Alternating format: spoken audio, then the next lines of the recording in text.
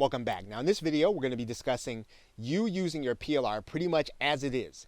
And you're going to be using it without putting a lot of work into it. And you're going to turn it into your own product almost as soon as you get it. And this is really and truly one of the best ways to leverage PLR by using it immediately, as soon as you purchase it, as a product that you're going to brand with your name. What you're leveraging is your time. You're not going to put the time and effort necessarily into creating your own product. You're going to buy this product. You're going to put it in front of people who you know are going to have an interest in the subject matter of what the product is showing them how to do.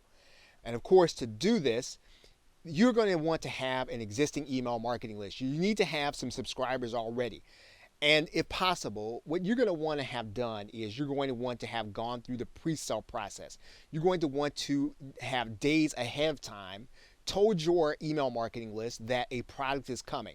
A product is coming about a certain subject matter, and you're going to start to describe how this product is going to meet their needs and solve some of the problems that maybe they're having, or even help them to accomplish some of the goals that you already know they have.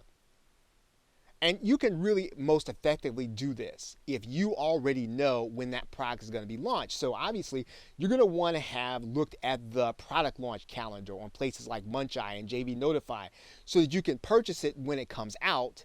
And then you can literally get in front of the people that you're going to be mailing to. Now, obviously, you're going to want to make sure it connects your customers to a real problem that they're having or one that they want to solve. And when you do that, what you're doing is you're going to be tailoring the PLR product to meet a particular need, or angling it or slanting it so that it's talking about something that they really do have an interest in. And to do that, you're going to want to make sure that you're adding very unique components so that even if the base product all by itself is going to be the same as others are selling, your offer is still going to be unique because you're still adding those unique aspects, unique components, and you are pushing it toward a particular problem that you know they're having. Now, there are several ways to take a PLR product and make it your own unique offer. So we're going to talk about those now. Now, one of the things you can do is add interviews. So you can go out and find experts who can talk about the subject matter or talk about different problem areas of the subject matter. Again, tailoring it to the needs of your audience or your email marketing list.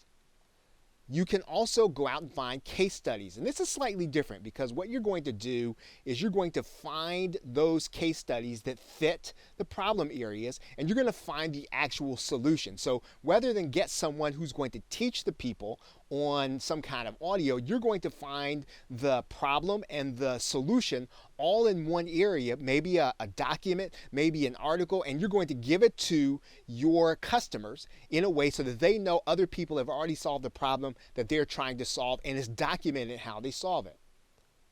You can also add some unique bonuses. Now, you can bring some pieces of content to the mix. You can bring other pieces of other PLR, or you can bring other resale rights content. You're going to add those unique components that you can bring and add to the project so that your customer is really getting something that they can't get from any place else. The key to this is really creating a unique selling proposition with your product. You're going to be creating something that your customers can only get from you.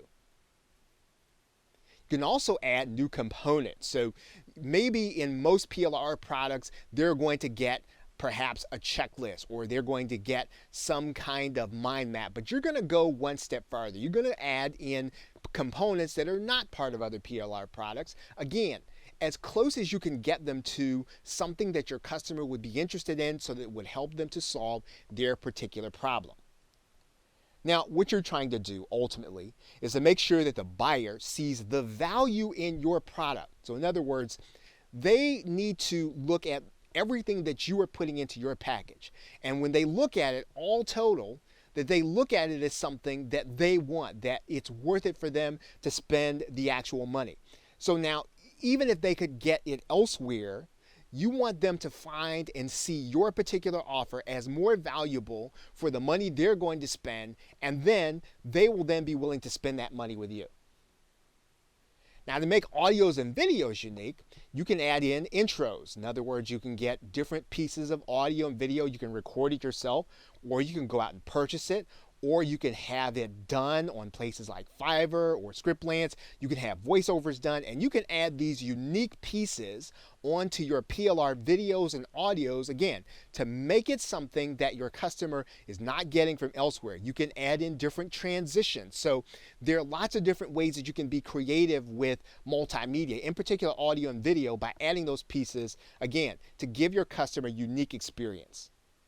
Now, to make text unique, you can rewrite it and or reorganize the text. So you want to put it in order of the way that the customer is looking at the problem. So maybe in your slant or in your particular market or niche, the steps that need to be taken are different. You want to reorganize the content so that it fits your particular market, it fits your particular niche. Again, you have text, you definitely want to think about rewriting it because you don't want people to look at the same text as other people are getting. You want to take a unique approach, personalize it if possible.